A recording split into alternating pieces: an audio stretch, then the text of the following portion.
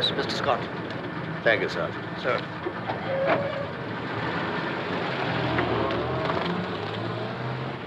Mr. Scott, sir. Well, Mr. Scott, you must be anxious to get at it. I thought you'd take a day or two to get settled before showing up. Mrs. Scott seemed to have that department pretty well in hand, sir. I see. Nothing like somewhere to go while the curtains are being hung, eh? That's about it, sir. I know what you mean. Tell me, did you find a nice flat? Have they fixed you up with a good office here? Quite all right on both counts, sir. Good. Well, you want to take a good look around before you take over. Find out what's going on, then when you're ready, we'll have a talk. Pretty thing, isn't it? Yes, it's the new reindeer, isn't it, sir? Not hard to recognize by that tail. It's made of the same metal as the plane. A new alloy they've developed. Very nice.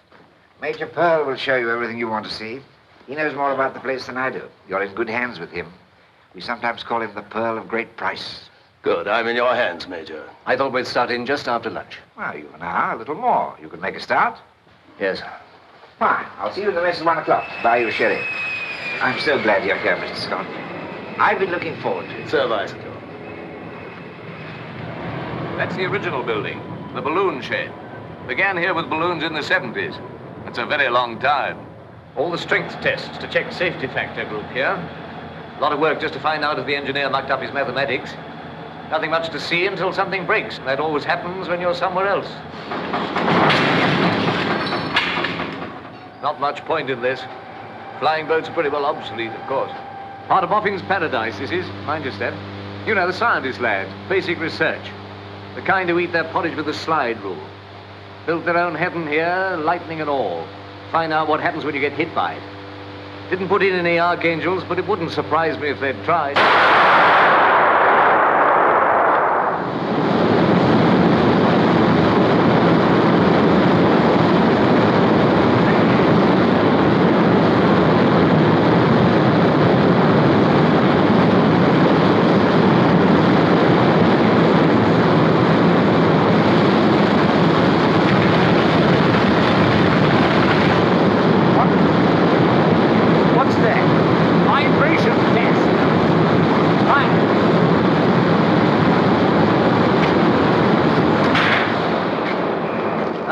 Test no, now, Major Pearl, I must Mr. Honey, this is Mr. Scott. He'll be in charge of metallurgy, so you'll be working under him. How do you do? I don't allow That's anyone... quite an arrangement you've got there, Mr. Honey. It's the tail group of the new Rutland reindeer, isn't it? Yes. What are you doing to it? I'm vibrating it. Yes, but I mean, what are you after? What do you expect to happen to it? I expect the tail to fall off. Excuse me, please.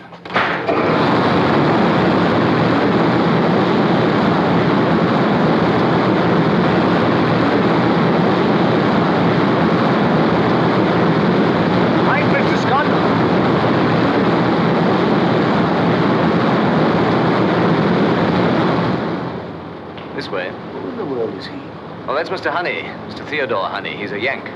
Rhodes Scholar, I think, but he's been here forever. What's all this about expecting the tail of the new reindeer to fall off? They're already in service. Old Honey has some wild hair in his ear that vibration might cause metal fatigue someday by breaking down the aluminium atom in light alloy structures. Couldn't vibrate anything little to find out. All boffins are a bit crackers, but I suppose he's the worst. Air screws are down there, if you care to see them. Of course, they're as dead as the dodo bird. Same with engines. We'll be all jet in no time.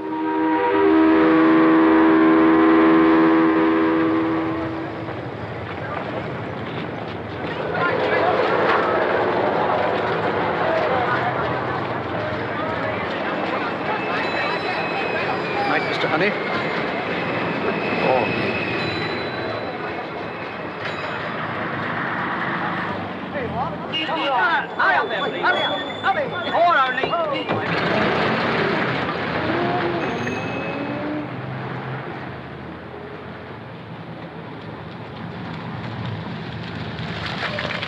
Mr. Honey, can I give you a lift? Why, I seem to be going your way. Oh, no. No, thank you. I wouldn't want to take you out of your way. Where do you live? It's Farnham. It's quite a way.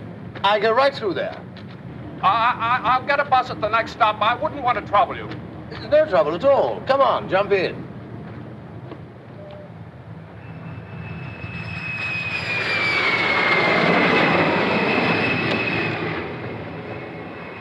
Why did you throw those in the bag? Thank you.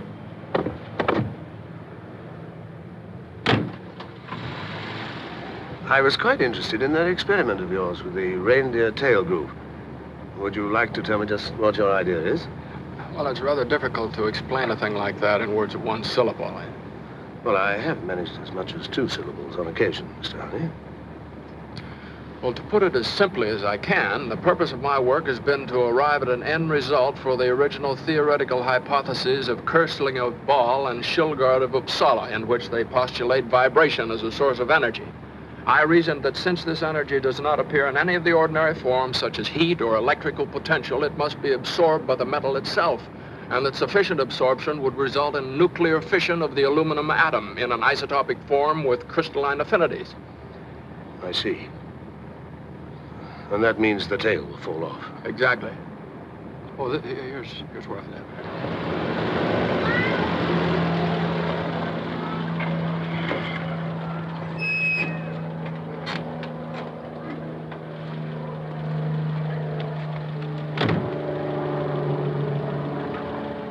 Thank you very much. Would you care to come in? Thank you. I'd like to. Oh, I'm afraid all I can offer you is some sherry. Oh, that'd be very nice. Oh, probably not very good. I've had it quite a while. Well, perhaps it's time we tested it to see if it's suffering from fatigue. Oh, that wouldn't happen to sherry. Well.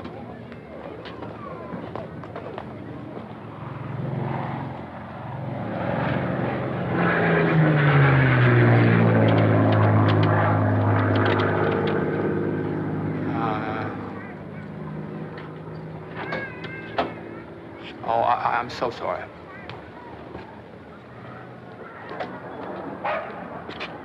It's the one next door. It's very easy to do, you know. You're new to Farnham, Mr. Honey. We've lived here 11 years. I have it all planned what to have for dinner. Don't you bother with... Oh. Hello. You don't remember where we put that sherry, do you, dear? The top cupboard behind the dishes. You said it would be out of Mrs. Higgins' way. Really? I didn't notice that. Up on the top. Oh, yeah. Well, never mind that. I'll get that later. I knew it must be somewhere. I never really forget anything. Dear, would you get some glasses, please? Come in. We haven't had to look for it for quite some time. The last guest we had was Dr. Gillingsworth from the Bacteriological Institute, just before Christmas. I'm afraid I'm giving you a good deal of trouble. Oh, no, not at all. No trouble. Won't you sit down? Elspeth? There we are. Oh, say when?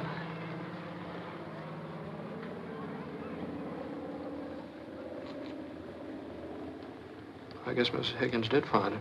I'll get some more. Look, I wish you wouldn't bother. Oh, no, it's no trouble. It's just around the corner. Need some... Elspeth, will you entertain Mr... I don't believe you told me your name. Scott. Scott. This is my daughter, Elspeth. How do you I'll be right back.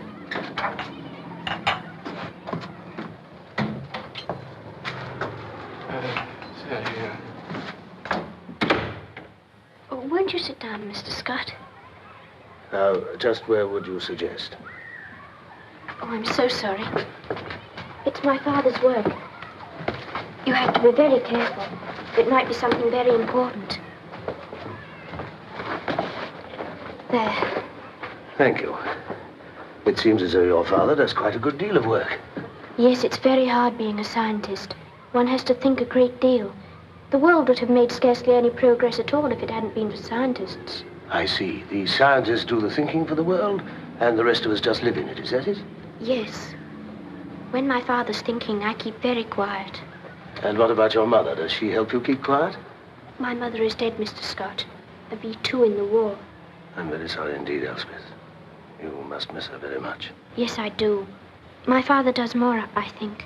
I try to do things for him the way she did, but I'm not very good at it yet. You see, I'm still a little young. I'd like to show you the house if you would like to see it. That would be very nice. This is the living room, of course. Would you like to see my room? Yes, I would, very much. This way, please. And this is where you sit quietly while he does his thinking? Yes. What do you do? Oh, sometimes I think. And then I'm training Theodore. That's Theodore. It's a kind of experiment to determine his capacity for the association of ideas. I tie his food on the string to see how long it will take him to learn to ring the bell when he's hungry. It's a very little bell, so it isn't noisy. It doesn't matter very much whether he learns it or not, because he's really quite a nice little fish. Yes. Well, what else do you like to do? Don't you ever play games? Oh, yes, we nearly always do after dinner. We have a schedule for it. Oh, yeah. What sort of games do you play? Oh, like about what things are pentamerous. Oh, how do you play that? You take turns in finding things that are 5 of everything, until one of you can't find any more. Then he loses. It's part of the science of numerics. What other games do you play? Oh, well, there's pyramidology. Pyramidology. Oh. That's the science of the Great Pyramid. My father made it up, too. The game, I mean. Here it is. Excuse me. It was built in the year 3234 BC, and it's very scientific. It was built in direct relationship to the stars, so it has an astronomical significance. It's the only known architectural example of squaring the circle. That is, the area of the base is exactly equal to that of a circle, with the height of the structure as its radius. It has the most wonderful maths in it. I'm sure it must be great fun. Oh, it is. I have no Scott. Elspeth, what have you done with Mr. Scott, dear? We're just coming, Father. We'd better go now. He may be looking for something like the corkscrew, and he really isn't very good at finding things. Oh, here, I'll get that out of your way. Oh, no. I'm afraid it becomes a little cluttered in here. Why didn't I see that? I think I'd better leave this. This is some correspondence I've been having with Tongay, a Tibetan, and the Abbé Belleville in Louvain. It's on the theory of numbers. In 1742, Goldsbach postulated that every positive even integer is a sum of 2 primes. It's been verified to 10,000, but never proved. We're trying to prove it. Yes, I'd want to know where to find that. By all means. Sounds interesting, but isn't it a little pointless? Oh, quite. That's the beauty of it. Here's something very interesting. This is Rutherford. Yes, I wanted to finish this. Yes, he identifies the 10 Loth tribes with the Scythians. Quite conclusively, too. It's very nice to read aloud to Elspeth. Oh, yes, I do. Yes. Light alloy structures and histories. You know where that goes, dear? And this one.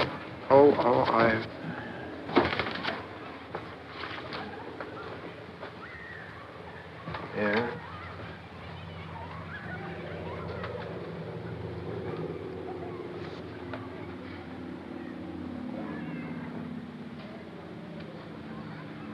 One of the more difficult of the sciences, I should imagine.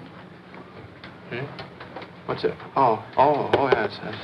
You know, I didn't find that very satisfactory. They seem to have such different problems with their children than I've ever had with Elspeth. And you haven't found parental very difficult, then?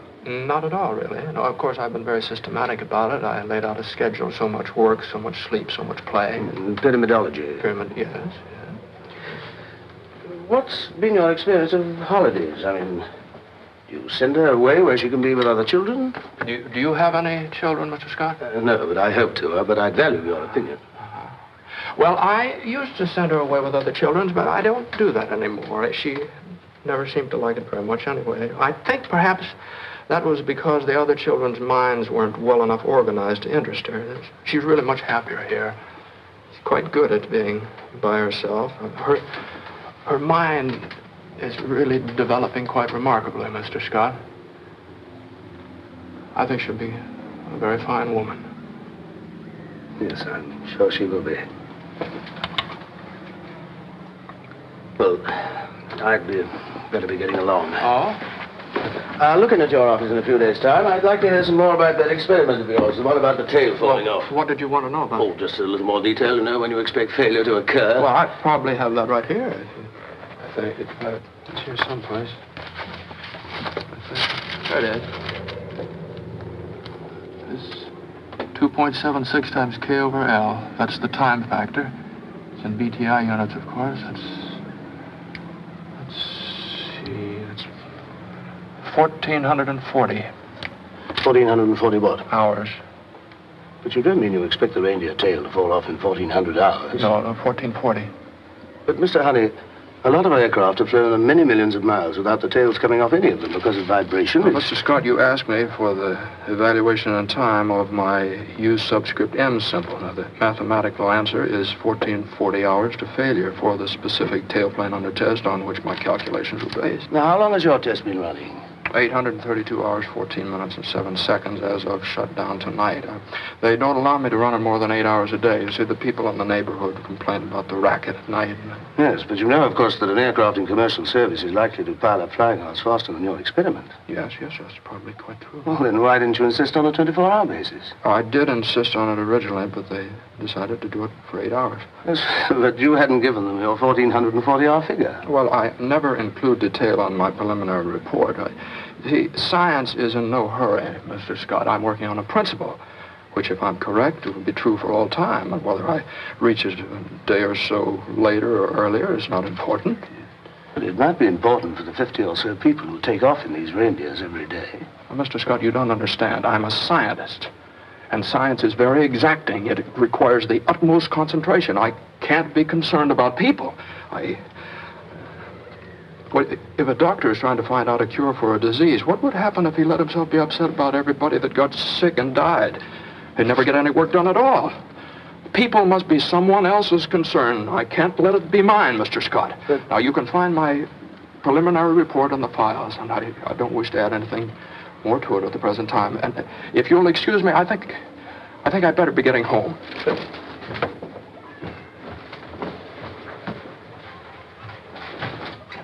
Father.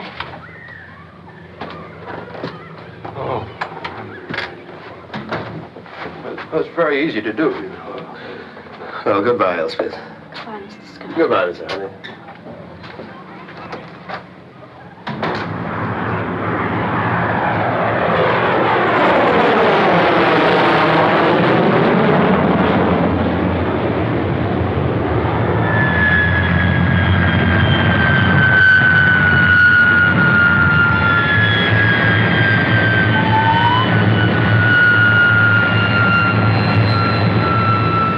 Excuse me, please, gentlemen. Rub her down, Ned. Don't give her any water till she stops sweating. Scotty! No! What are you doing here? Phil, hello. I've been watching that plane. I guessed it was you. How are you? But what are you doing here? Have you come here for a No, job? I got one. You have? Yeah, right That here. calls for a drink. Well, it's a little early, isn't it? Rosie, customers. What are you going to fly, Scotty? No more flying. Naturally set in. Grounded, eh? Well, how did it happen? Or perhaps you'd sooner not talk about it. You wait till you see her. Really? I'm glad to see you can take it so well. Rosie. Scotty, meet Rosie. She's a spy. You wait till you see her bedroom. It's absolutely papered in blueprints, isn't it, Rosie? Oh, Mr. Penworthy. Mr. Penworthy. 2 large scotches, please. Yes, sir. What is your job, Scotty? Head of metallurgy. Don't tell me you're polishing your pants. Don't tell me you're one of those crawling little desk blokes. Always was, Ben. Went back to it when I got out, that's all. Rosie, this is vodka. Oh, Mr. Penworthy. Well, off we go. Off we go. Don't you like desk blokes, Bill? Listen, Scotty. Pilots and desks, dogs and cats, natural enemies. They've got one theme song. You can laugh. Pilot's error. Whenever anything goes wrong with their calculations and there's a smash-up, pilot's error. Rosie, do you remember Harry Ward? Yes, I do. Well, look what they did to him. He was piloting that reindeer when it flew into the hill at Labrador a couple of months ago. All in little pieces. Nothing to go on. Pilot dead, so pilot's error. You don't think it was pilot's error? With Harry Ward, Scotty, you can't be serious. They said he was dropping off altitude in an overcast. He wouldn't do a crazy thing like that if he tried. Rosie, if you can tear yourself away from the salt mines for a couple of minutes, we would like a couple of vodkas. Oh, Mr. Penworthy. 7 to 10 degrees angle of descent. Motors full on when he hit the hill. Obviously was in control. Dropping off altitude in the overcast. Pilot's error. He didn't reckon on that hill. Do you know how many hours it had flown with tests? How many hours it flown with tests? Yes, I can tell you that, Mr. Scott, certainly. Just 1 minute. They flew a lot of tests, simulated flights in weather. Total number of flying hours before estimated time of crash, 1,407. 1,407. That's right. Have you any photographs of the wreckage? How many would you like to see? We cover everything here, Mr. Scott. We leave nothing out, I assure you. Reindeer crash. Photographs of wreckage. Any particular part of the wreck? Yes, the tailplane. I want to see a photograph of the tailplane. Yes, I remember now. They didn't find the tailplane. Nothing unusual in that, I assure you. The plane turned over as it hit the hill, caught fire, wreckage spread all over the place. Thick undergrowth, you can't see 10 feet. The investigation... Yes, thanks very much. I'm much obliged. All right. We send someone to Labrador. Comb through that godforsaken country for a section of the tail spar and take a fine hiding from the taxpayers when we find there's nothing to it. All the ruddy decisions to make and never one you can be sure about. One thing you do know. A boffin has to be a bit balmy to be a boffin. The line between genius and being just plain crackers is so thin, you never know which side you're on. Nor when they've crossed it either. Tchaikovsky, I'm told, one day began to eat raw goldfish. And Molière discovered suddenly that he was better off standing on his head. Oh, we've had it here, too. A fine time all the papers had once when one of our boffins started pinching girls in the park. And now our Mr. Honey informs us that reindeers will fall apart after 1,400 hours and holds the time figure out on us. If I did things like that, they'd lock me up. How long before this infernal machine of his is due to prove something one way or the other? Weeks yet, sir. Get it on a 24-hour basis today. And better get someone to handle the complaints when they start coming in, too. Very good, sir. How many hours have the other reindeers in flight done? Oh, not nearly as many, sir. The one in Labrador was the prototype. He did all the tests. That's why it's got so many hours. The others were delivered in a group to the airline just before they went into service. They can't have done more than 500. That's the best news I've had today. I don't want the job of asking the airline to ground their nice new fleet with no more to go on than what Mr. Honey says. Well, that's it. Oh, wait a minute. You know who we're sending to Labrador, don't you? That's right. Mr. Theodore Honey. He's the one who started all this. Maybe a good hard climb will do him good. Still, he knows what he's looking for better than anyone else. Get him started as soon as you can, will you? I'll give him the good news right away, sir. Passengers for Flight 26 to Gander and Montreal, will you please have your embarkation slips ready and proceed to the exit door for boarding the aircraft? Got it? Yes, you'll have to go through that door. Every stitch he has in the world is in that bag. You can't say he squanders what he makes on himself. Well, Have a good trip, Mr. Honey. Don't worry, we'll look after us. Oh, well, that's very kind of you. They'll look after you, dear. Yes, I know. Have you got your sandwich? Oh, Yes, I have. Tomato, cheese, and there was some nice fish. Goodbye, Daddy. Goodbye, dear.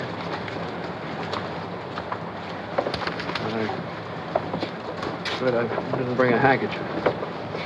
I'm sorry. We were in such a hurry packing. Mr. and Mrs. Brooke, huh? That's right, thank you. Your name, please, sir? Honey, Theodore Honey. And your embarkation slip, please.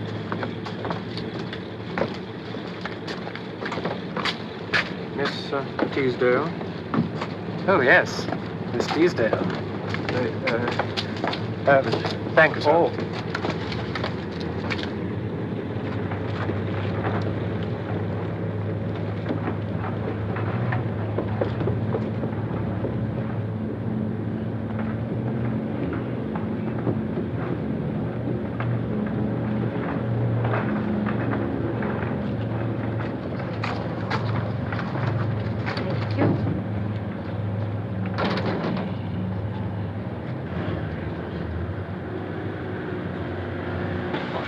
Fasten your safety belt. No smoking, sir, until we take off. No smoking. Oh, I'm so sorry. Fasten your safety belts. Would you like to take your coat off, sir? You'll be more comfortable.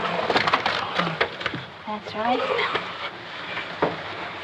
We haven't many passengers on this trip, so you can use this seat for your things if you like. Fasten your safety belt, please. I'll just help you do it. That's it. Don't want you to fall out. All right now? Yes, thank you. You're very kind. I'll be back after we take off to help you get out of that. Thank you.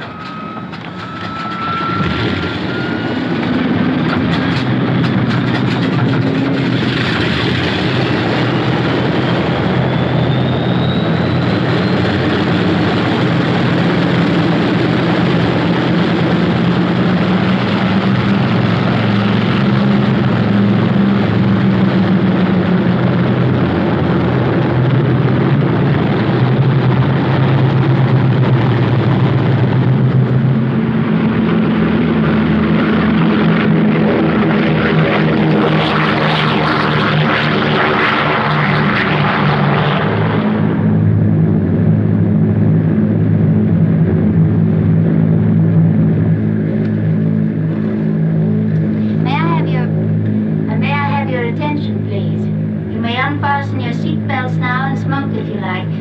My name is Marjorie Corder. This is Peggy Miller, and we're here to do anything we can to make your trip pleasant and comfortable. We'll be glad to give you refreshments and drinks quite free of charge, and although we both might regret it personally, no tipping is permitted. Thank you, and we're glad to have you aboard.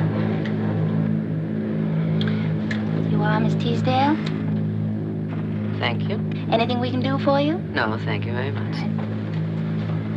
Don't you want to get rid of that now? Might as well make yourself comfortable. Here's the button to adjust your seat.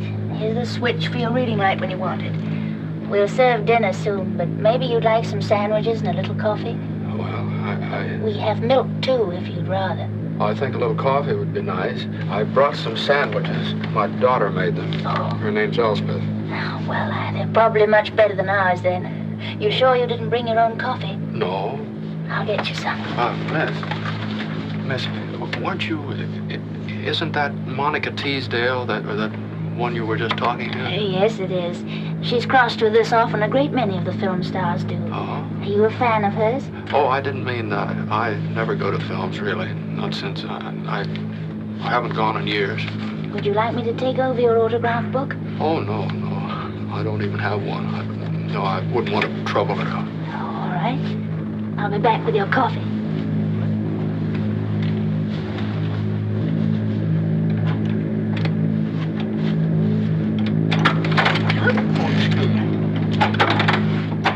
To wish the baby on you, but I've got one making his first trip. Sometimes they're worse. Brought his own sandwiches. Hey, the skipper can't find his cloud glasses. He thinks he may have dropped them in here.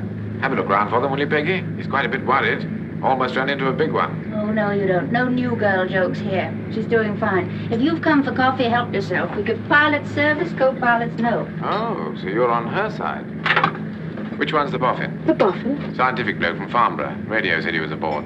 Sam thinks we ought to look around, you know, courtesy of the drain and all that sort of thing. What's his name? Theodore Honey, believe it or not. Now, don't tell me where he is. 2 to 1 I can find him. I'll take the uncombed bloke halfway down the starboard side. Looks as though he didn't have a mother.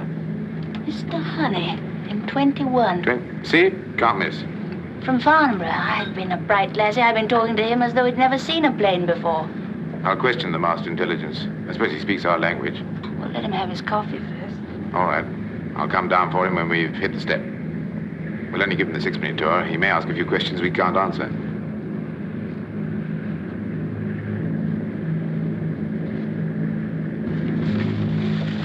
You are, Mr. Honey? No idea you were an expert on aviation. I deserve a prize for talking to you as though you'd never flown before. Oh, well, I never have flown before. What I know about airplanes is more when they're in pieces. Well, you seem to be quite famous. Captain Samuelson sent down word he'd like to show you over the plane, flight deck and all. They don't do that for everyone. Well, you're all being very nice, but I think you'd be interested. These new reindeers are beautifully equipped, radar and everything.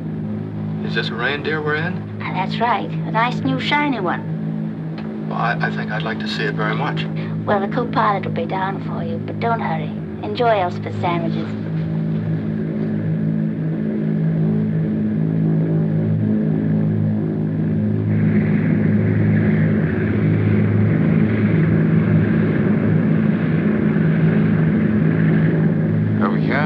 Pressure analyzer for the cabin. Now, will you come this way, Mr. Honey? Thank you, Captain. You're welcome. Will you step down, please? Now, the engine instruments are here. Hank can tell if a cylinder misfires just once, and which one it is. I think he could take a reading on whether his girlfriend's out with someone else or not. Now, mind ahead, sir. Find it, Meg? Yep. Fuses keep blowing on the undercarriage safety circuit. Here we have the radar screen, sir. Radio altimeter, radio compass, DF loop. Excuse me, DRC repeater, which is duplicated on the pilot's panel just in case. Oh, yes. Well, I don't suppose many things go wrong these days. Almost never. Won't even use reconditioned engines on this line. We get new ones every 600 hours. They're pretty things. They're really obsolete, though, aren't they? They're good enough for me. Not a cylinder's missed to take yet. This is the 3rd set. Have me out of a job if they don't kick up a little something soon. Oh, well, I wouldn't think that would happen. Did you say the 3rd set? That's right. But I thought the reindeers were new on this run. They are on this run. But this was one of the first 2 built, and the builders wanted some experience with the ship before turning the fleet over to this line. So we were loaned out for a while on the South American run. Well, for how long? Quite a while. Well, could you tell me exactly how many hours this airplane has flown? Certainly. It's right here. 1,422 up to takeoff. Anything else, sir? No, We have dual ADF indicators situated.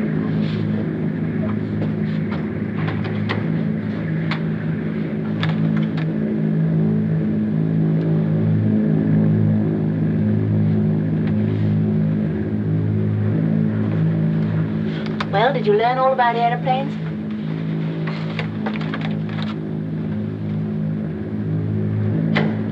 Mr. Dobson, I must speak to the captain at once. Captain Sanders is very busy, Mr. Honey. If there's something I can do, Mr. Dobson, please tell the captain I have every reason to believe this airplane's in very serious danger, and I insist on speaking to him, please. I'll see what I can do.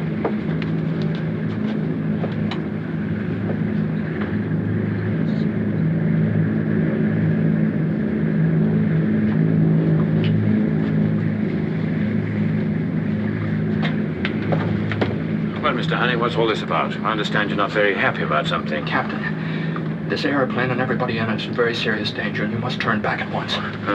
What sort of danger? Captain, I've been working on a theory on nuclear fission. I used the tailplane of a reindeer as a basis. According to my calculations, it'll fail in 1,440 hours. Now, I see, but now this is a theory. Now, I assure you I've done a great deal of work on this, Captain. This airplane has flown 1,422 hours as of takeoff. The tailplane can fail at any moment. Mr. Honey, I don't believe you realize the very strict procedures under which an airline operates. Have you ever heard of an airworthiness certificate? But this is something entirely new, Captain. Nobody knows anything about Why this. don't they know? It seemed very strange if Farnborough wouldn't let us in on a problem like that. Mr. Honey, have they definitely accepted your theory? Well, there is no proof. No, not the way you mean it. That's the reason I'm on my way to Labrador right now to investigate that crash. That airplane crashed at 1,407 hours. Within hours of my calculations. Less time than this airplane has flown. But you know the tail group failed? The tail group wasn't found with the wreckage. Every minute that But the truth of the matter is that apart from the coincidence of the crash, all of this is just your opinion. Now look, Mr. Honey, would you feel happier if we went down together and had a look at the tail spar? It won't do any good.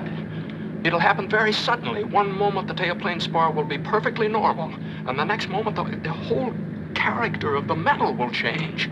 And the tail will break off, Captain, quite suddenly, and you'll go into a dive from which you can't recover. Your only chance, Captain, is to turn back immediately. You can cut your inboard engines to break up the vibration frequency, land at the first available airport. And if you don't do it, Captain, this airplane's going to crash into the sea. We're all going to be killed.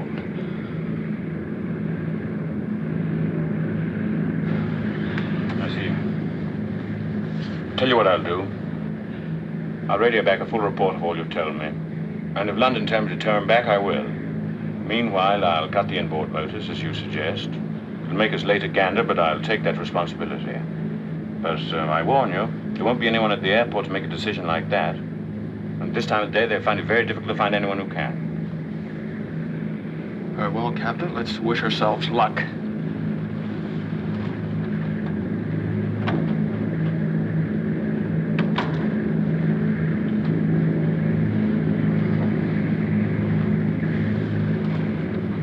Well, I've heard a good many strange things in my life, but that's way ahead by a mile.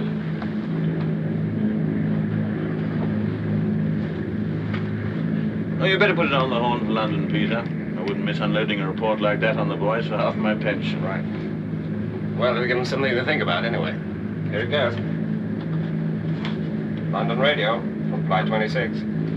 London radio from Flight 26. Okay, sir. Yeah. London radio from Flight 26. Over.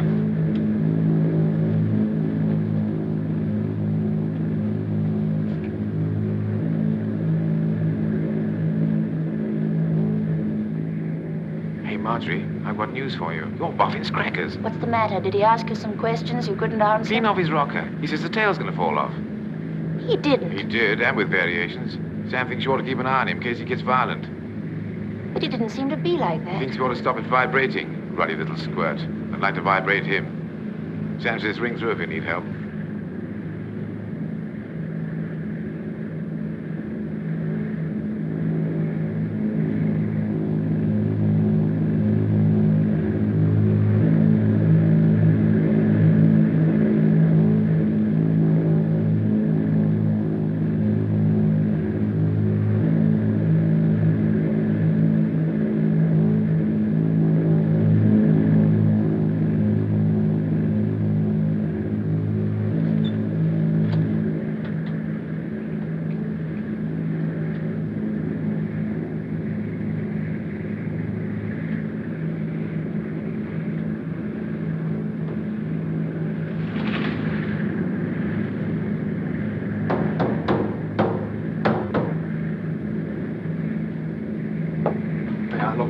just a moment. Go ahead.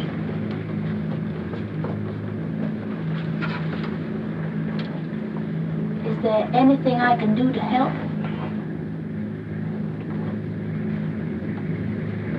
Thank you very much.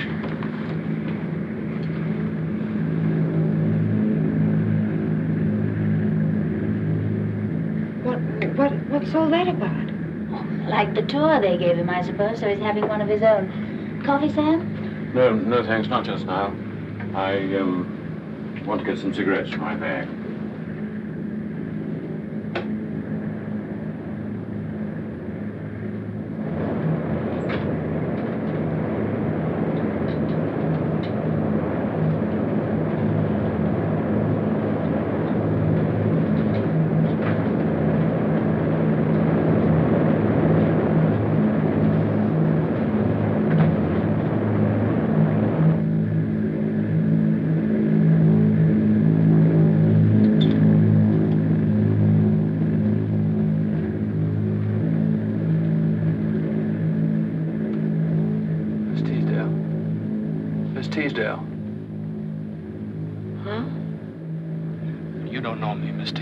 Honey's my name, Theodore Honey, and I just couldn't help it. I'd like to talk to you.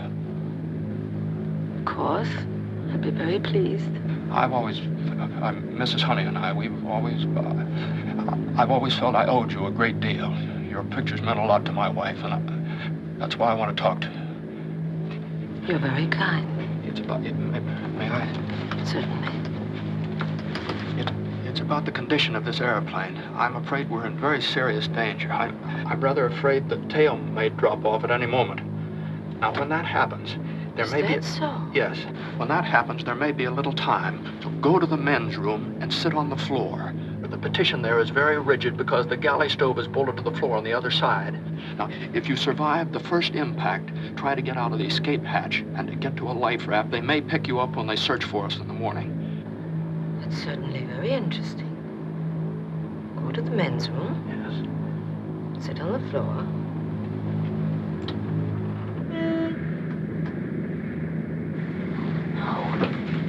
According to these calculations, Phil... I'm afraid Miss Teasdale's very tired. We really ought to let her rest for a while, don't you think so? Yes, I'm a little tired. But thank you very much, Mr. Honey. Please, Mr. Honey.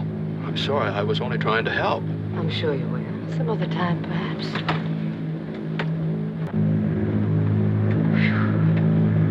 You shouldn't have done that, Mr. Honey. It's quite clear I shouldn't have. I'm sure you don't want to alarm people. You might even cause a panic.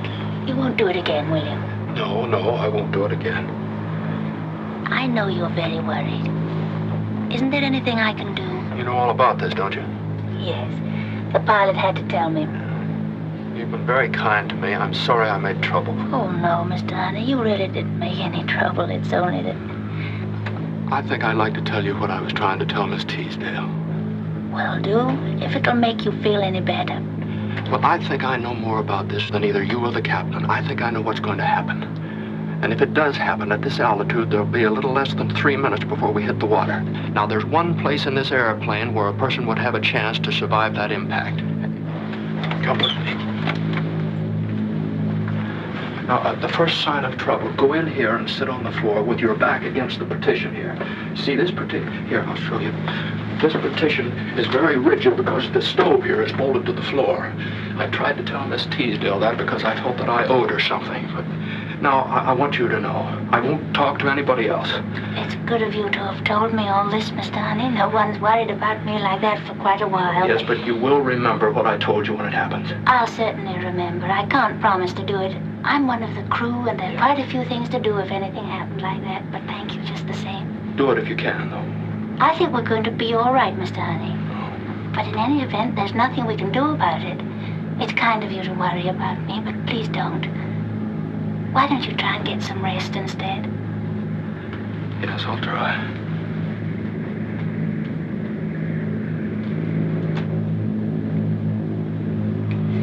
I think that crisis is over now, Miss Teasdale. I don't think it'll happen again. What's the matter with that little man? I think he was just trying to do something for you, but I'm afraid he's got some rather odd ideas. He certainly has. He told me to sit on the floor in the men's room. That isn't an odd idea. I'd like to meet one. I think he was trying to tell you the best place to be if there was an accident. Isn't that what I ought to do? I think he's right about it being the safest place. But if he's right about that, he may be right about the tail falling off. Who is he? Just one of the passengers, some kind of scientist, I think. And you know, they don't often track. Oh. The altitude, Miss Teasdale, sometimes causes a highly nervous state in certain passengers. I'm sure that it had that effect on Mr. Honey for a while, but he's quiet now. That's more than I am. There's about to be another passenger on this plane in a highly nervous state. I assure you, Miss Teasdale, there's nothing to be alarmed about. Captain Samuelson's had a long... Now, listen, dear. The scientist says this plane is going to crash. The captain says it isn't. Your vote doesn't count because you had to string along with the captain. That leaves it a tie.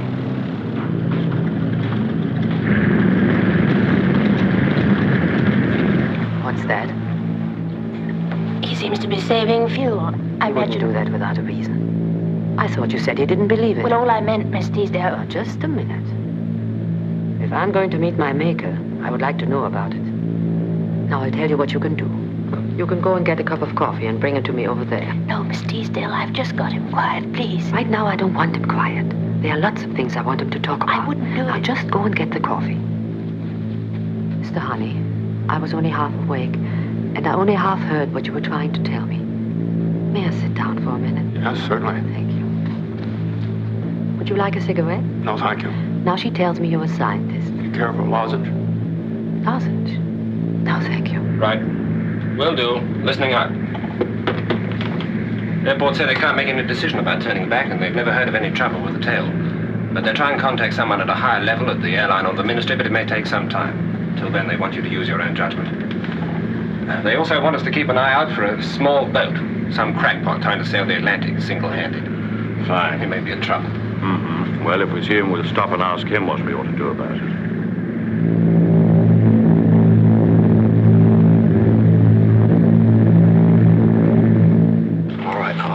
It would require a speed of 420 miles an hour to bring the forces into equilibrium. This could be attained by a downward flight path of 7 degrees below the horizontal.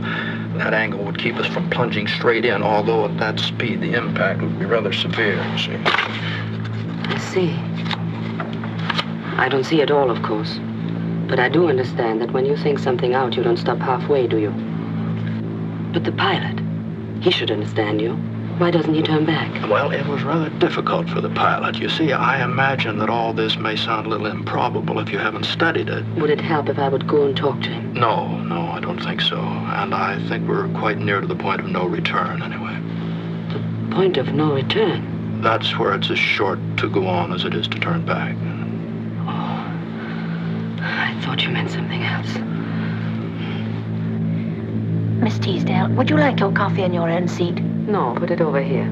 Oh, as a matter of fact, let's go back there, where we won't wake anybody, no matter how much we talk, and where I can say my prayers if I feel like it. Will that be all right? Yes, Miss Teasdale. Good, then we can all stop worrying who's going to sit where. Come on, Mr. Honey.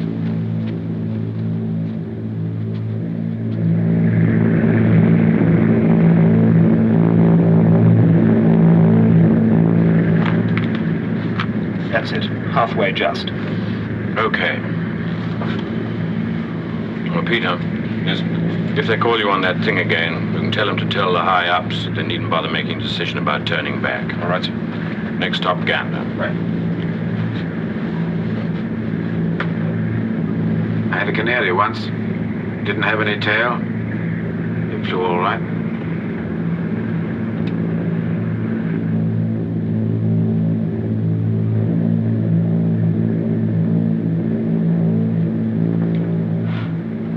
Funny. I would have thought I'd feel quite differently being right up against it like this. My mind is going twice as fast as though it were trying to catch up with all the thinking it didn't get around to. All those people there makes you wonder which one you would pick out to save if you were God, and which one wouldn't matter much. What are you thinking? Oh, I don't know. I never thought much about things like that. No.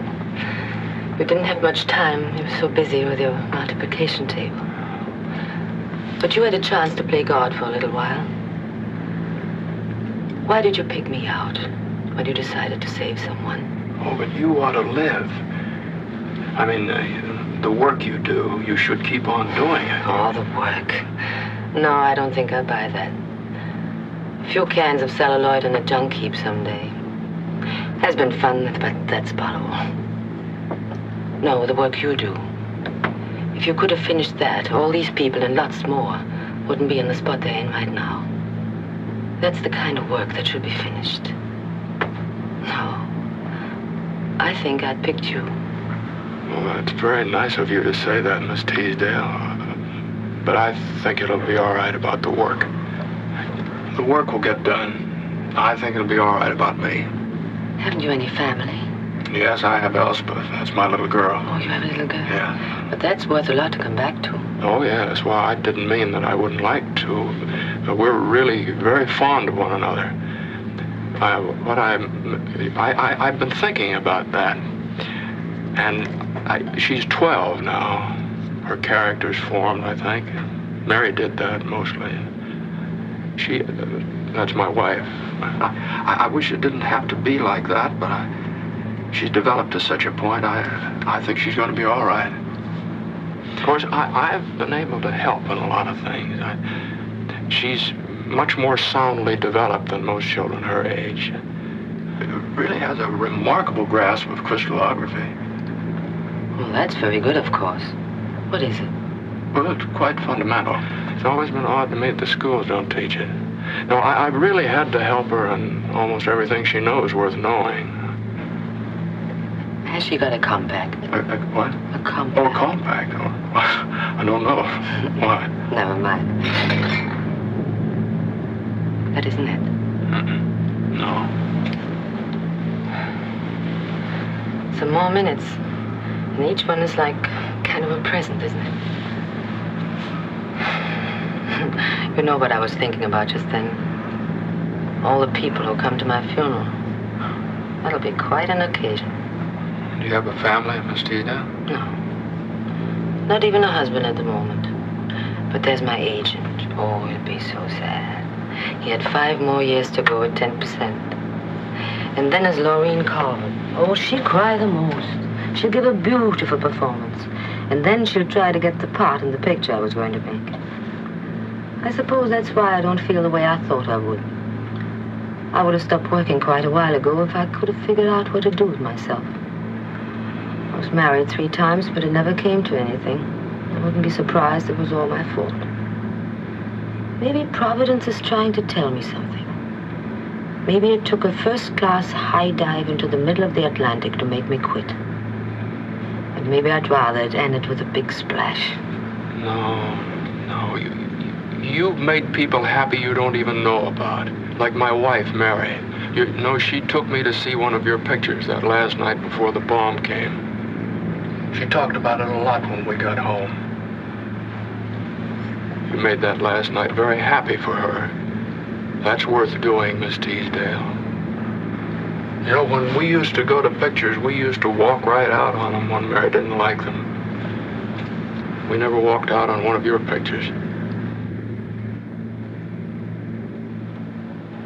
So, honey, this is not exactly the best compliment I've ever had. Maybe it's the nicest. That's why I had to tell you what I did. I have to do everything I can for you. You mean it too, don't you?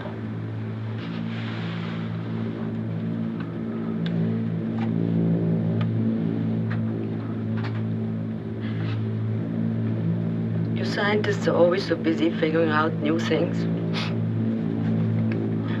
Why don't you figure out a mascara that won't run? Well, I'm afraid that's a little out of my field. All right. I'll be as good as new in a minute. Thanks for holding my hand.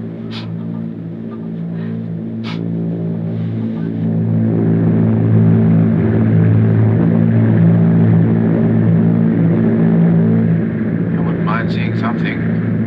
I don't care very much what. Newfoundland ought to be around here somewhere, if I haven't had it wrong. How late are we? 28 minutes. About time I got them on their feet, isn't it? Leave them alone. The Stuffscott Gander airfield closed in. You may have to sit up here till it breaks. Oh, fine. Want some coffee? No.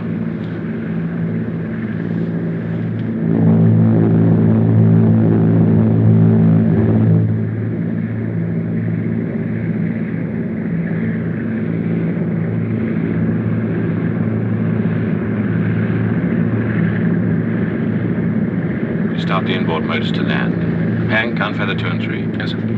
How long? Oh, about half an hour. I'll get them cracking back ready. Well, take that coffee now, thanks. Right. Take it, sir. Call Gander Tower. Tell him I want the runway cleared. Tell him I'm coming straight in on a direct approach. Okay. Asking for an emergency landing. What's up? I don't know. He said it was a long story. You better phone AOA, Flight 52, and tell him to keep circling. I'll look after things down here.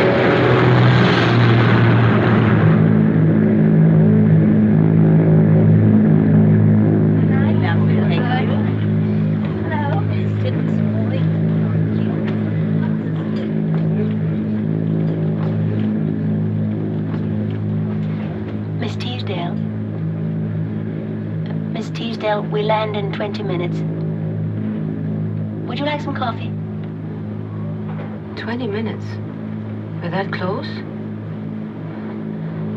We're still all in one piece. Yes, it's a lovely clear night. So it is. The stars are out. Go back to my seat. Would you like some coffee, Mr. Honey? No, thank you. You did have rather a lot, didn't you?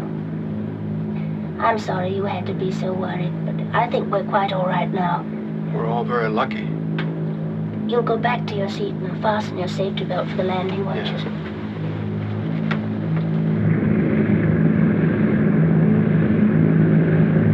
Gear down. Gear down, sir. Watch down the cannon switch, sir. Safety locks are on.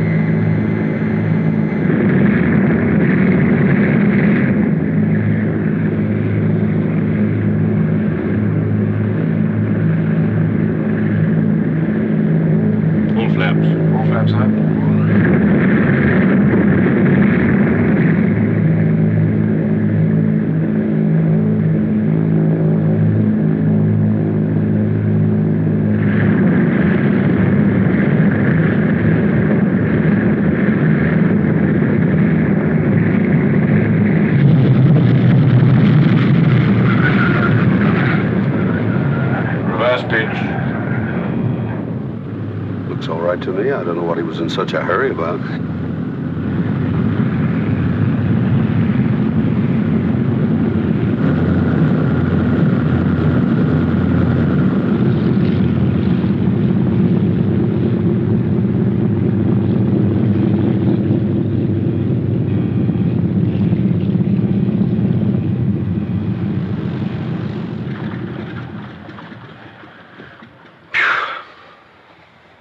Right, sir.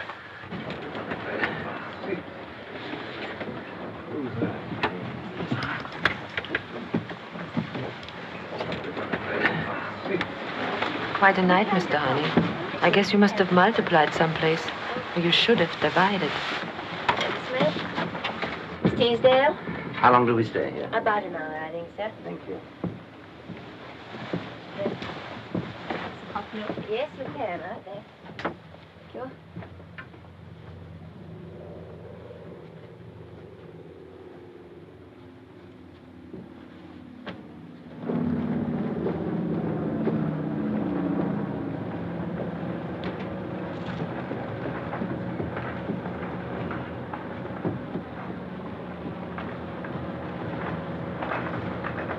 Mr. Honey. Will you come with me, please? Will you come too, Miss Corder? Wow, what was the trouble? Any news for me from London? No, not a thing. There wouldn't be. That'd make it too easy. Where's the ARB inspector? Well, he's probably asleep. Well, get him up. I want that aircraft inspected as no aircraft's been inspected in history. Every ruddy inch of it, down to the last rivet. Robson? Sir? You better break it to the passengers. There's going to be a delay. Huh? Aye, aye, sir. Miss Corder? Sir? If, as I expect, this inspection is satisfactory and we take off, I'm taking responsibility for refusing to carry Mr. Honey on the flight, as I consider his presence an unnecessary hazard. I'll arrange that all other flights leaving this airfield are adequately informed about him before they carry him. Meanwhile, it's your responsibility to see he doesn't get in touch with any of the other passengers. I don't want them alarmed by what, in my opinion, are groundless and unnecessary fears. Got that? Yes, sir. Right, let's go.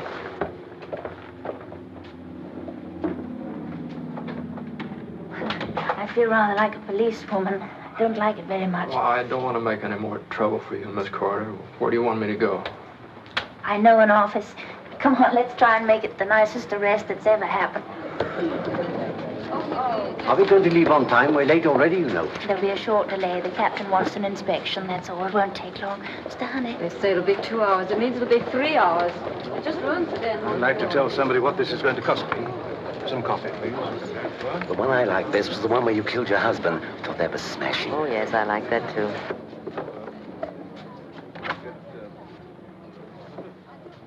Well, that's nice and comfortable. I'll bring you something to eat if you like. Bacon and eggs, all right? Yes, that'd be very nice. I think it's better that you stay here, Mr. Honey. Some of the passengers get very upset about delays. They might find out it was you and say things they didn't really mean. Well, I'll do anything you say, Miss Corder. Good. I'll be back in no time.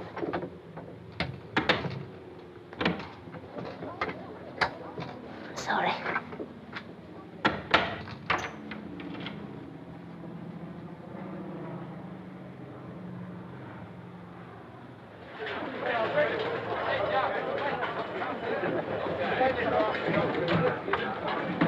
I brought your bag in from the plane. You really do travel light, don't you? Do you think the captain's going on? I suppose so, unless they find something wrong. Now, come on while it's hot. But they won't find anything wrong. I told him that. I wish people didn't think they knew everything. You really believe it's going to crash whether they find anything or not? Yes, I do believe that. Well, I've told him. He'll just have to make his own decision now. Just one thing I'd like to get clear. How sure are you about this? You said it was going to happen last night, and it didn't. And you said you really didn't have any proof. Well, I'm quite sure. I've worked it out through 3 different channels, and the results all agree. Of course, I won't know until the evidence of my test. But I suppose if the captain goes ahead, Miss Teasdale will go too. I expect she will. I think she believed me for a little time last night, and I don't think she did. You know, it'd be nice if you and Captain Samuelson could argue this out and get together on whether it's going to fall apart or not. This is getting cold. That plane in Labrador, that was proof in a way. I suppose there was a stewardess on that one, too. Yes. Yes, I knew them both very well. Couldn't you believe me, Miss Corder? You've been so very kind, and you ought to live and get married and bring up a family. You'd be very good at that. Well, thank you very much for that, Mr. Honey. You said that just about as nicely as anybody could. You know, I'd almost not go if it would help you stop worrying, but it's my job, and there's no way of making sure, and I don't think it's right to walk out on something like that. Do you know what I mean? I think everything will be all right if Captain Samuelson says so. He knows a great deal about aircraft. Now, why don't you eat that up? It'll make you feel better. All right? Attention, please. Passengers, Reindeer Flight 26. Please be ready to board your plane in 20 minutes for the flight to Montreal. Flight 26, please be ready to board your plane in 20 minutes for Montreal. Well, I'd better be going. I won't lock you in if you promise not to speak to any of the passengers. I won't. Well, goodbye, Mr. Honey. We'll see you in Montreal. And please don't worry.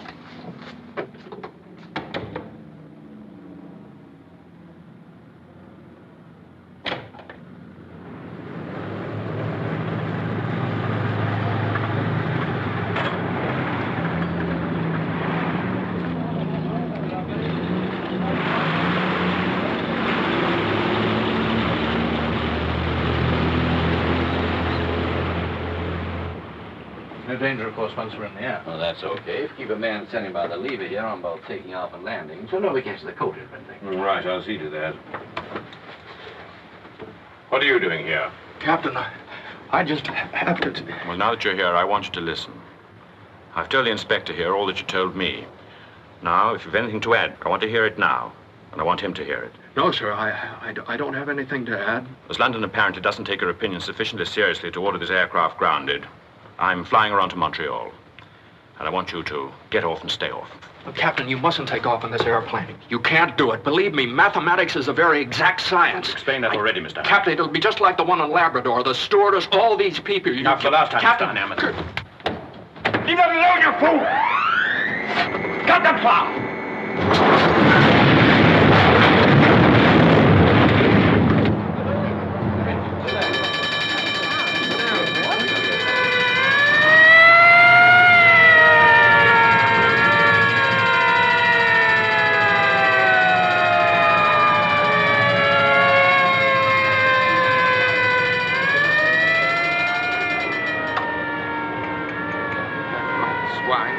wanted it wrecked.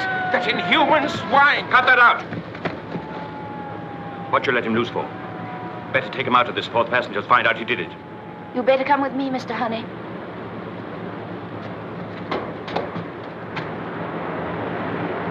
It just folded up. It just folded right up and sat down.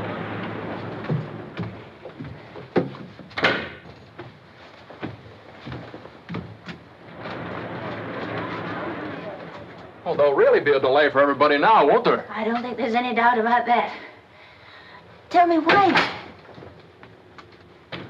He did do it, didn't he? Yes, I'm afraid he did. If you believe in something, you believe in doing something about it, don't you? Well, they wouldn't listen to me, and the lever was right there, so I just pulled it. That's sticking your neck out pretty far, isn't it, if you just thought it was going to crack? I tried to get them to ground the airplane. They wouldn't listen to me, and the lever was right there, so I just pulled it. Don't those things cost an awful lot of money? Oh, a tremendous amount of money. Oh, this is going to cause a great deal of trouble. I should think it might. I don't know what they're going to do. I've never had any experience with anything like this before. I should think nobody has. I think this is a kind of a world record. You didn't do that one for yourself either, did you? You could have been sitting right here on the ground when we took off. Looks to me like this was the men's room deal multiplied by quite a lot. Look, you keep him here. Some of the passengers won't be too pleased about all this. I'd like to find out what the payoff's going to be. Come to think of it, I think I ought to. Oh, it's very nice of you not to be angry about the delay. Oh, it's worth it. You don't meet a world record every day.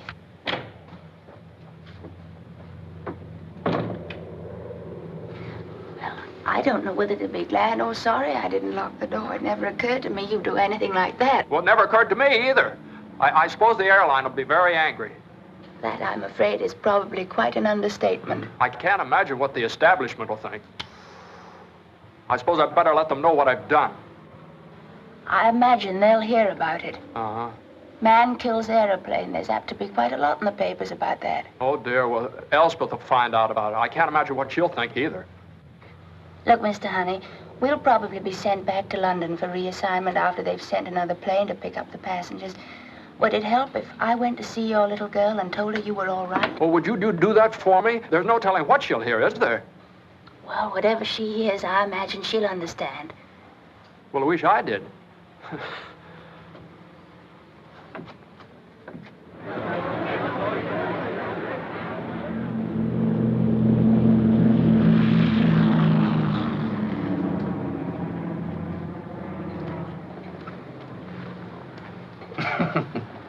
I would suggest that it is the solemn duty for anyone who can find anything remotely humorous in all this to share it with those of us who are less fortunate. Why, I couldn't help it, sir.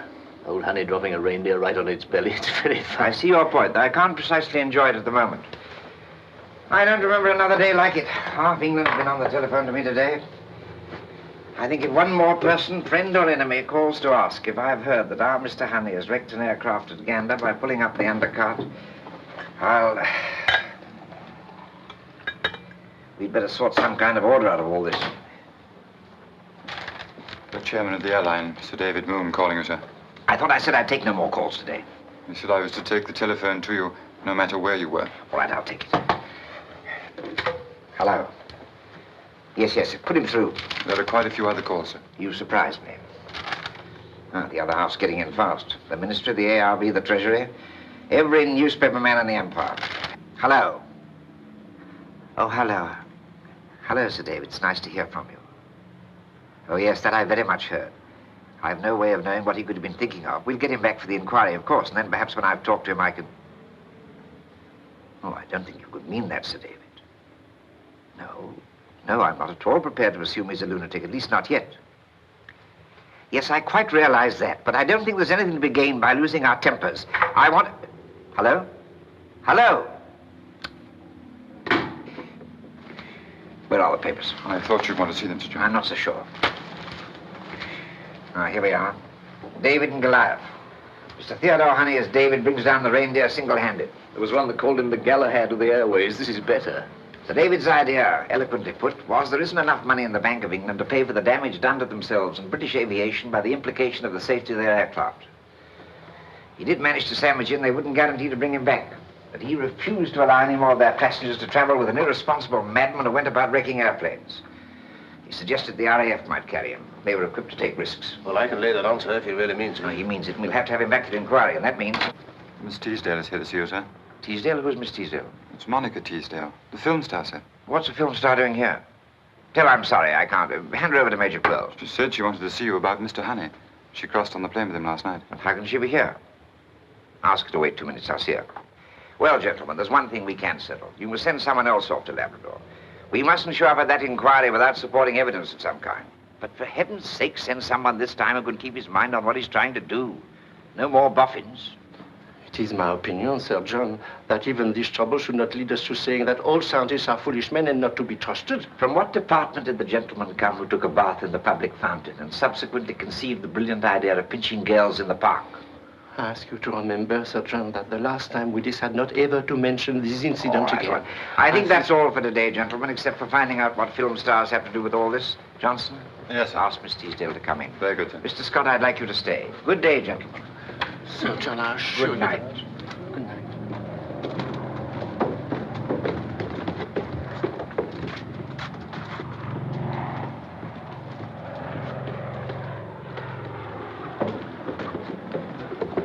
Miss Teasdale, Sir John.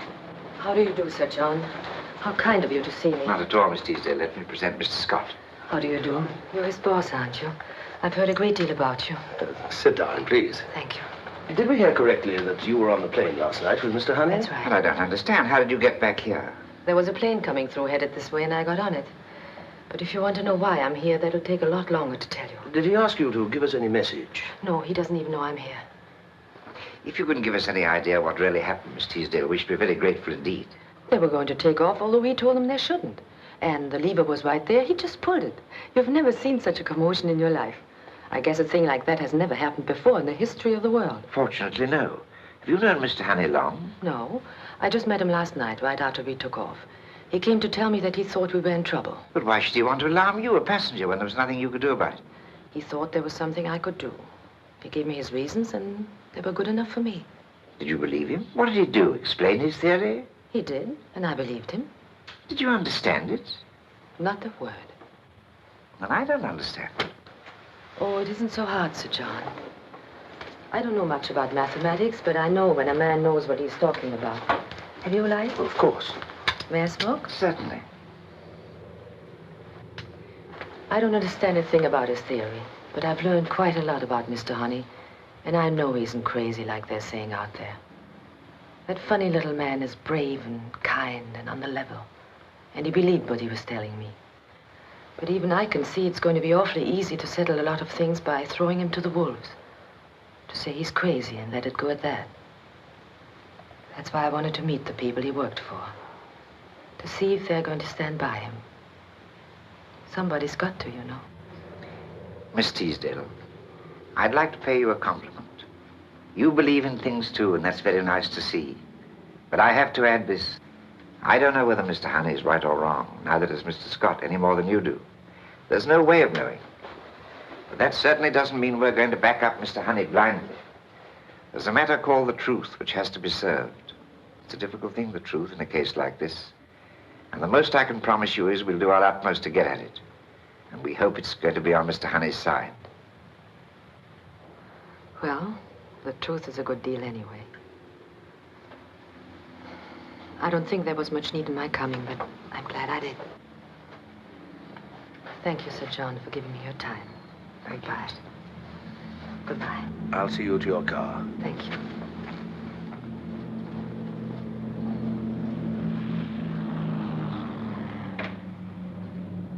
He means the trouble is going to be pretty bad. I'm afraid so. Isn't there anything I could do for Mr. Honey? Where can I find his little girl? Maybe I could go there and tell her that he's all right. Oh, I think that'd be very nice. I'll tell your driver where to go. Oh, please don't bother. You tell me at the gate. All right. Bye, Mr. Scott, and thank you. Goodbye, Miss Teasdale.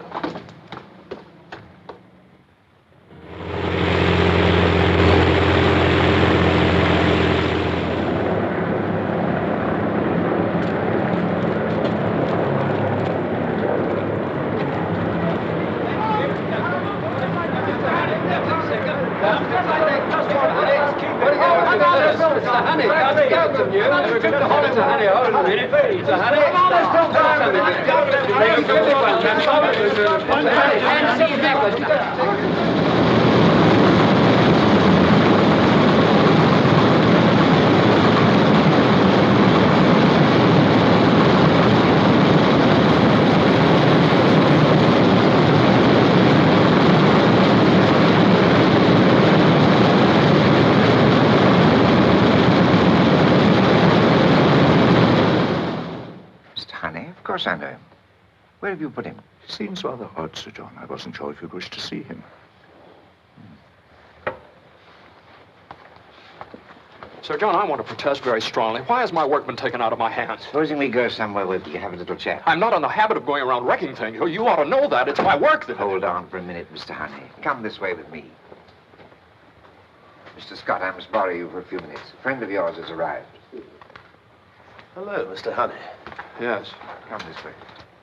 So, as far as we're concerned, there's only one decision to be made and one only. Whether we should allow the remaining reindeers to go on flying.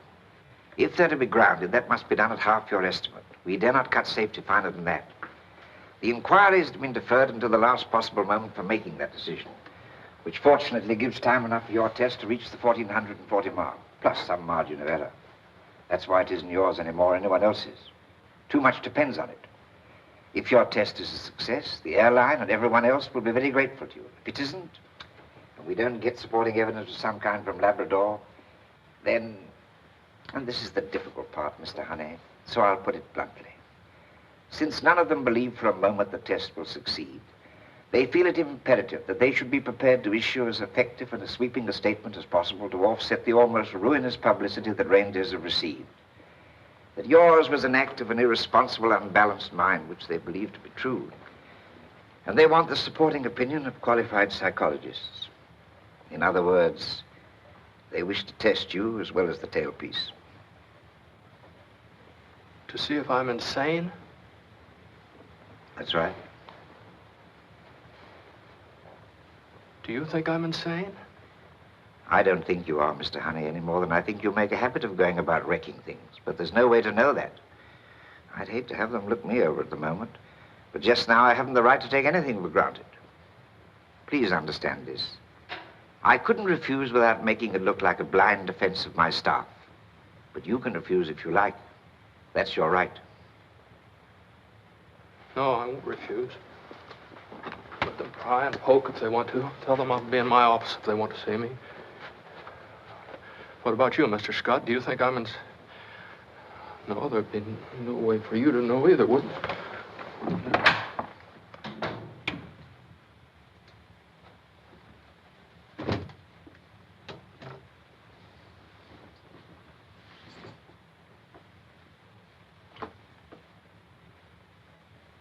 Who is it? Who's that? Oh, Mr. Honey. Well, I beg your Mr. pardon. Honey, it's me, Marjorie Corder. We didn't expect you back tonight. I stayed with Elspeth. Somebody had to. Well, that's very You must be tired. Have you had anything to eat? I don't... You probably didn't. I'll get you something. We had lobster for supper. Do you like cold lobster? But I can manage. It keeps me in practice. Now, why don't you go upstairs and take a look at Elspeth?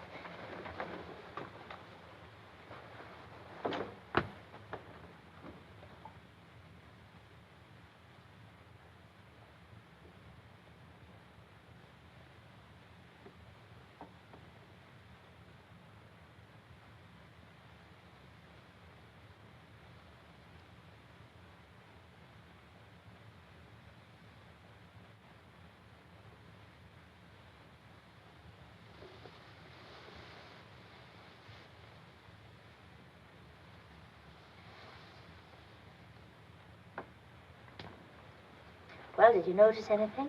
Well, she was asleep. Anything different, I meant, about the house? Well, you haven't got your clothes on. No, in the room. The curtains. Curtains? What?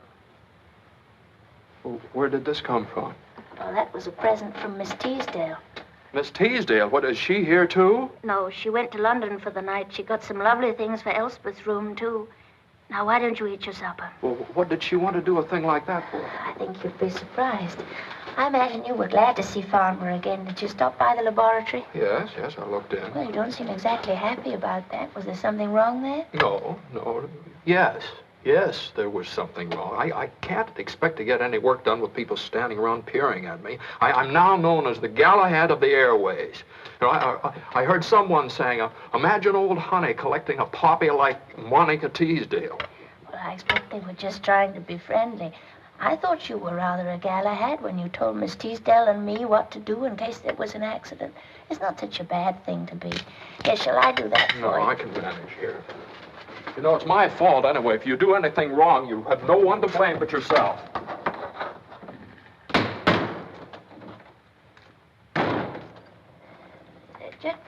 What was it that you thought you did wrong? You did think there'd be a crash, didn't you? Yes, but what I should have done is offer my hypothesis to the captain in an orderly manner and let him make his own decision. But I didn't do that. No, when they wouldn't listen to me, I kept thinking about you lying dead up there in Labrador like that other stewardess and Miss Teasdale and all the rest of them. And I wasn't orderly at all, not at all. And the lever was right there, so I pulled it. And that seemed wrong to you. Of course it seemed wrong. How is anybody going to take my work seriously if I go around doing things like that? Do you know that they're saying I'm crazy now? Then I don't blame them. You don't mean that if you had it all to do again, you just let it go ahead and crash? Oh, that's just the point. I'd probably do the same thing over again. I'm evidently quite a weak character, Miss Corder. The mistake I made was ever leaving Farnborough. If I just hadn't left there, and if this all dies down, I swear to you, I'm never going to leave my laboratory again. I think I'm a little sorry about that. I know you have to be a scientist. I know you have important work to do, but you're a person too, Mr. Honey. Well, it's evidently quite difficult to be a person, Miss Corder. Yes, I suppose it is, but... Oh, well, never mind. I expect you know what you're doing. I must clear this up. You better get some rest. You'll need it. Oh, good night, Miss Corder. Good night, Mr. Honey. Well, I better get my things out of your way. Things? What? My clothes and things. I'll move into Elspeth's room. Well, what, you mean you've been staying in my... Oh. Well, what's the matter?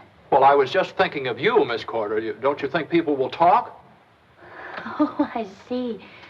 Well, I'm a nurse, you know. You have to be a stewardess. Would it make it any better if I got hold of my nurse's uniform and put it on for the neighbors to see? Well, I suppose that... Well, that's what I'll do then. I'd like to come back just to see how things turn out. Good night, Mr. Honey. Yes.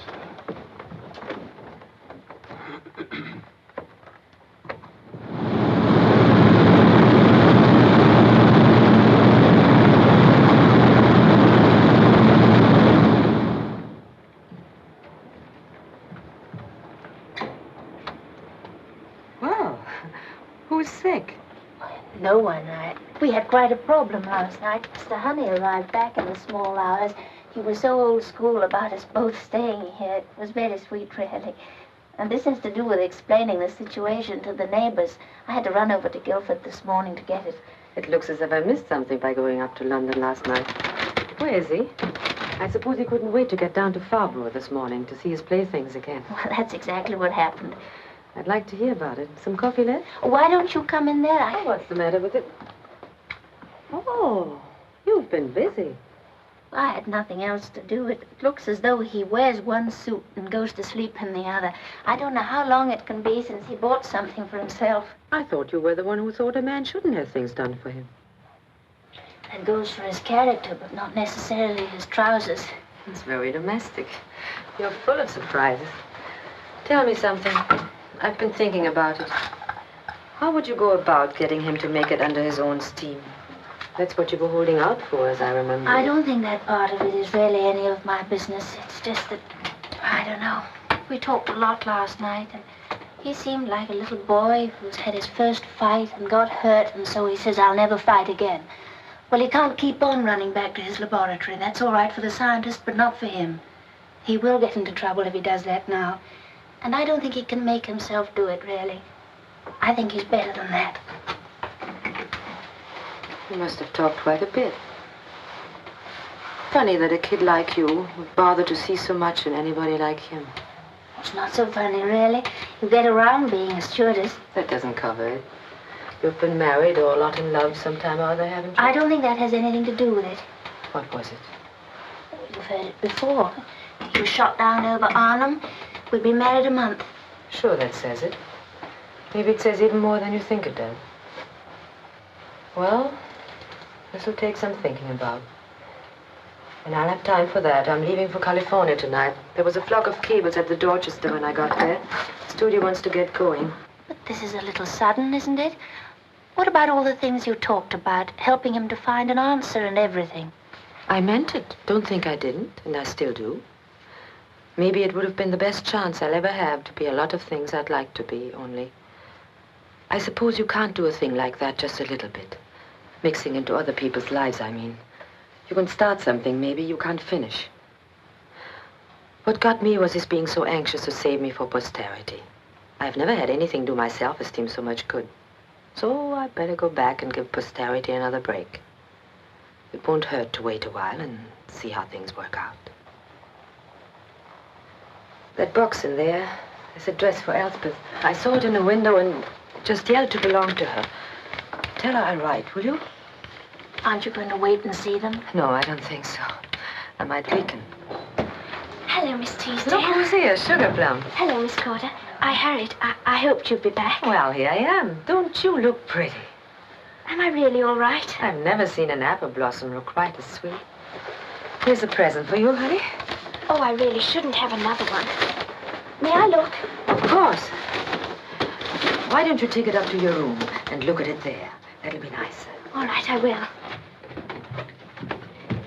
It's like Christmas, only much more so. Well? Does that mean goodbye, then? Sure. There's no use making anything of it. It's one thing you learn in my business. How to get off. I wish you wouldn't go. Maybe I'll be back. Never can tell. You're a nice kid, Marjorie. I have an idea you'll know what's going on. You might let me know. I get the price on a laboratory or two, just in case. Well, good luck. Keep on telling her she's pretty, will you? I will, Monica.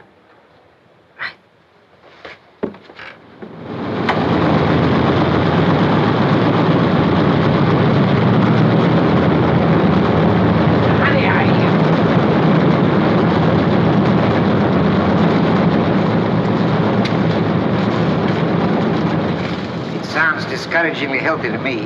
What's your 0 hour exactly? 2 o'clock this afternoon. Let me know the minute it even shivers.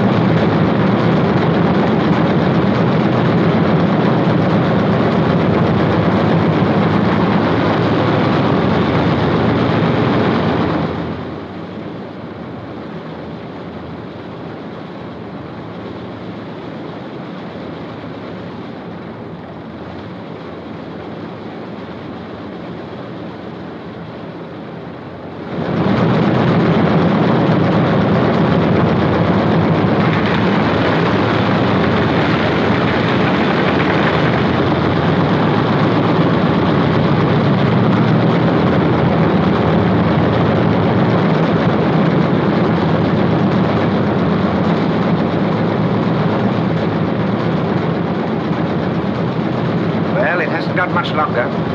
The day of the inquiry's just begun.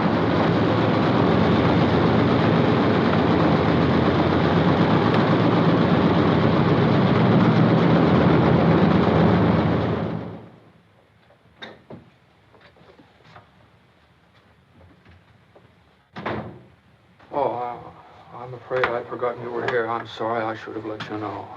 Well, I let Elspeth stay down for a while. What happened? Nothing. Nothing happened at all. My figures clearly said the tail should fall off, and the tail didn't fall off. It's 7% above my figure. I didn't fall off. Oh, I'm sorry. Well, what happens now? Well, I've been thinking about that on the way home. I'll go to the inquiry, and I'll stand up, and I'll explain my figures to a group of very angry men, and then they'll reject the whole thing. And I'll sit down. I'll sit down and listen to them say that I'm insane because of what I did in Gander. And Perhaps I am. I'm not sure, you know. But qualified psychiatrists will testify to that. I talked to 3 of them this afternoon. No, that was yesterday, wasn't it? But they showed me a page of ink blots and asked me if it reminded me of elephants or tigers. Well, it didn't remind me of elephants or it was just ink blots. But I think that the truth is only that I've made a mistake somewhere in my work. I don't know where it is. But I have to have time to find out where the mistake is. But there won't be any time. And my work will be thrown out in anger, and a principle that might have had 1 grain of truth in it will be lost. But I'll sit there. I'll sit there and I won't say a word. And then what? Well, there's other work to be done, and I'll get back to doing it somewhere. With everything just as it was? Yes. I'm rather glad it's over.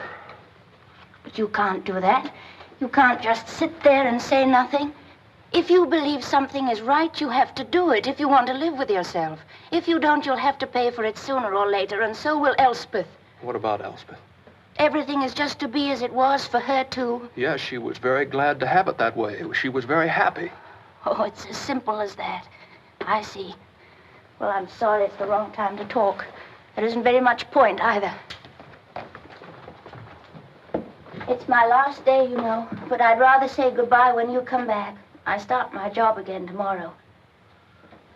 Funny if they put me back on reindeers. That really would be Gander all over again, wouldn't it? No, but you wouldn't do that. Supposing I did. Would you let me?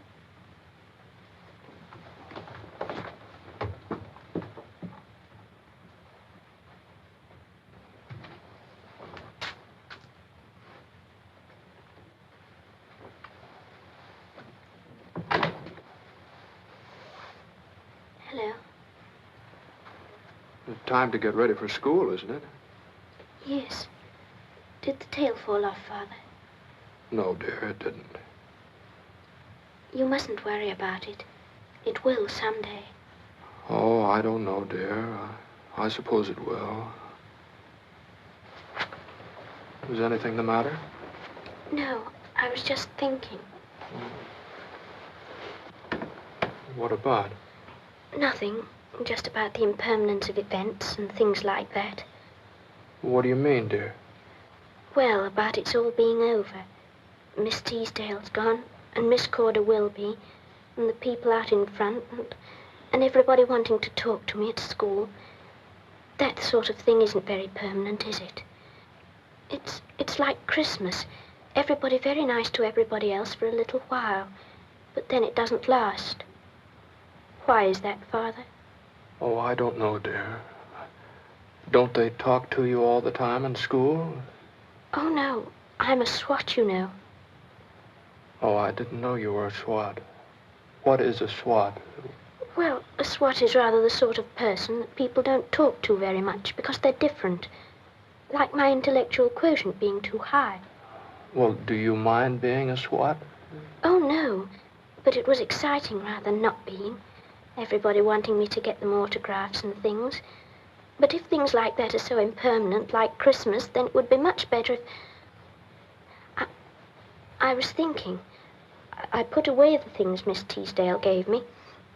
And I was thinking, maybe if I didn't go to school anymore, I'm sure I'd learn much more here with you, because there wouldn't be other things to think about, and things being impermanent.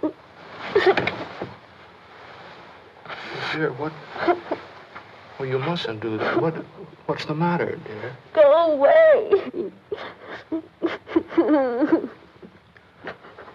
Oh, are you sick, dear? I'm all right. Please go away and leave me alone.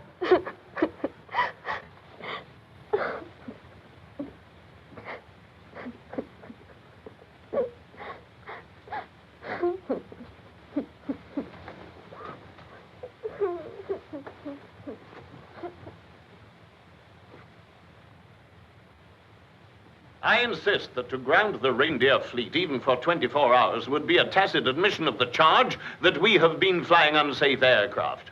And I refuse to deal such a death blow to British transatlantic aviation on what is now the unsupported opinion of Mr. Theodore Honey.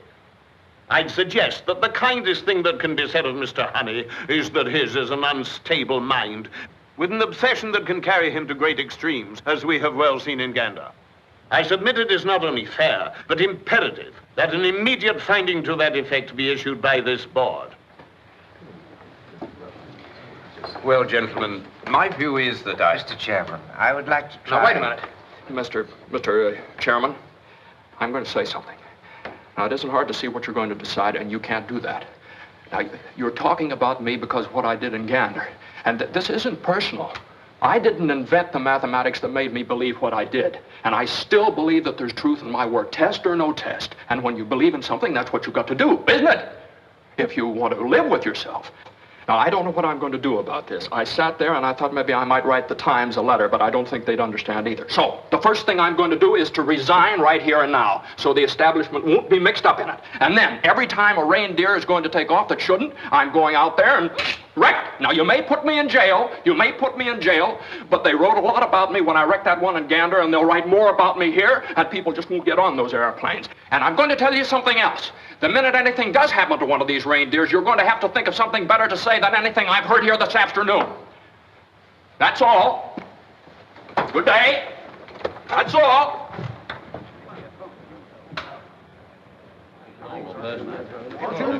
Well, gentlemen.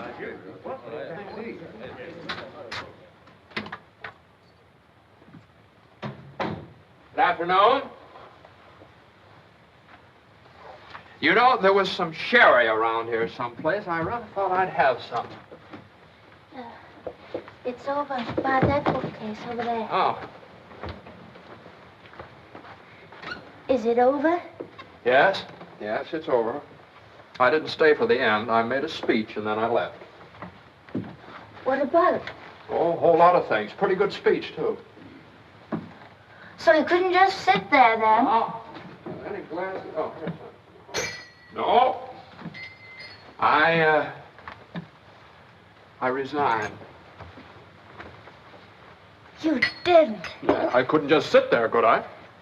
Well, what are you going to do to live on? There's Elspeth. Have you got any money at all, Mr. Honey? Well, I don't know how much. Where's your book? Book? Well, it's right there.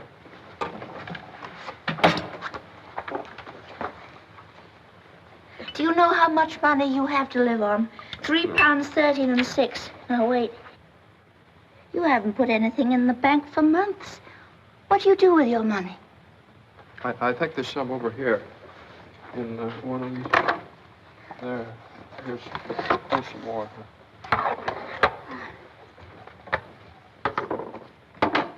March, January, 2, 3. 7 months? You haven't put anything into the bank for 7 months? You have lots of money. I shouldn't have worried, should I? You don't need anyone. No, Yes, you do. What's the matter? You're not going to cry, I can't go away and leave you. I go back to work. It isn't safe. You've got to have somebody looking after you.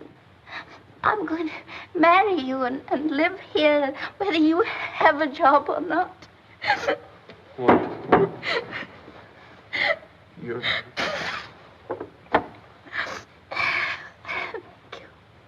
Yes, and he'll probably do it, too. We'd better go down and see him Your before secretary sent this over, Sir John. She tried to get hold of you at the meeting, but they wouldn't put her through. She said it was very urgent.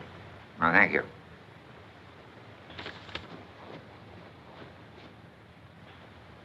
Where is Sir David Moon?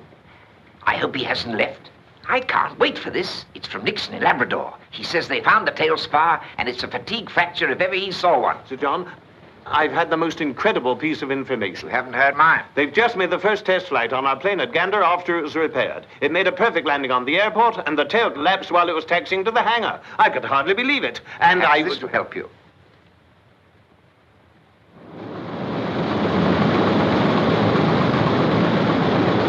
Mr. Honey, we've received 2 messages from Labrador and Gander which bear you out completely. Oh, well, that's good. You know, I can't see where I could have gone wrong in this. I've worked it out through 3 different channels. Didn't you hear me? I said...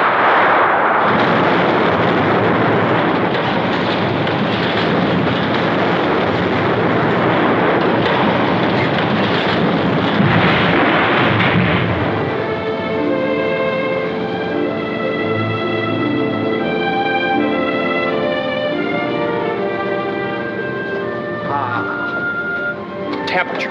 Temperature, that's it. That's a variable factor, isn't it? That plane in Gander had been flying in the tropics. This test is in a heated shed. It would have collapsed on schedule if I'd lowered the temperature 40 degrees.